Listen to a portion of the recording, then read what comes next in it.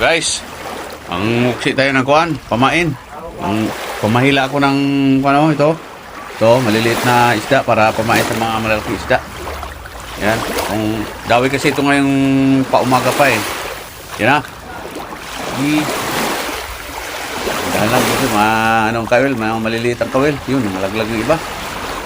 Sige lang, marami rin naman ito eh. Maraming dawi oh. Ayan oh. So guys, matambaka at maliliit na tulingan. Okay po pamain natin sa kuan.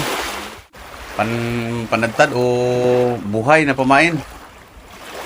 Kasi maraming kuan dito, maraming malalaking isda. Ito, hanggang tanghali na to. Kailangan makarami ng huli para hindi maubusan ng pamain. Okay. Okay, dito na lang guys ang video.